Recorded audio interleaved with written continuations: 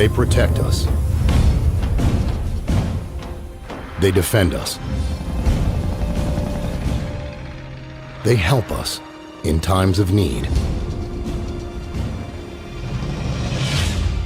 But they're being destroyed from within. Last year saw more Army suicides than any year on record. Day Our son was just one of thousands of veterans that this country has lost to suicide. after day only to die here at home in their sleep. after day. He then used a pistol to take his own life. There is a hidden enemy at work, It's got to stop. and it's hiding in plain sight. The most dangerous enemy is the one you never suspect. Dust off, inbound, let's go, go, go! Now we have soldiers coming back from the battlefield and they're addicted to psychotropic medications. So, do antidepressants cause suicide? Of course they do. I took my pistol, put it in my mouth, and let's... The United States Chief Military Psychiatrist, Brigadier General William Menninger, even wrote a manual listing all the mental problems he thought soldiers could have. But there were no blood tests, no x-rays, nothing observed under a microscope, just opinions. Scientific evidence? No, sir. But this only helped psychiatry. After all, Menninger's Army Manual provided a veneer of legitimacy, something they could use to diagnose and treat even more service members. The Army Manual was so widely used, it became the foundation for psychiatry's Bible, the Diagnostic and Statistical Manual of Mental Disorders, the DSM.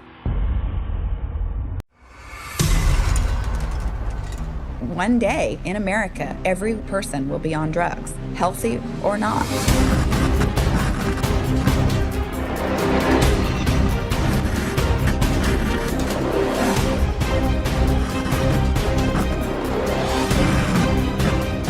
If you can convince somebody that they've got a medical or biological problem, that the only thing that solves it is a pill, stands to reason you're going to sell more pills. If I can't get along with my husband, take a drug. If I'm feeling a little depressed, take a drug. We've become a fast food, fast drug society. It's a great line, the chemical imbalance. There's no evidence for it. So we've been sold that there's a chemical imbalance, but there's no science to back that up. It seems like nothing more than a marketing ploy. All these medications that are apparently supposed to act as a magic pill, they're finding all of them have side effects. These psychiatric drugs destroy cells, destroy brain cells. It is not terribly uncommon to see a 40-pound weight gain. I had patients tell me that they never, ever, ever had one single thought about suicide in their entire life until they started on the drug.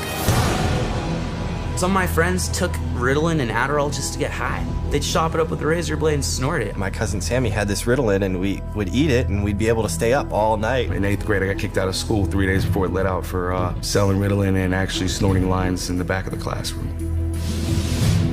Some bases where my friends were at, everyone, the whole platoon was on drugs. I would say about 75% of active duty military is addicted to some type of psychotropic drug. You can walk around a military barracks and you ask someone for some Prozac and somebody's got some Prozac or some Xanax or some Zoloft. They didn't disclose that the researchers, almost every single one of them had financial relationships with the pharmaceutical companies. Essentially, the study did not really show Paxil was effective in treating adolescent depression, which is not something we want to publicize.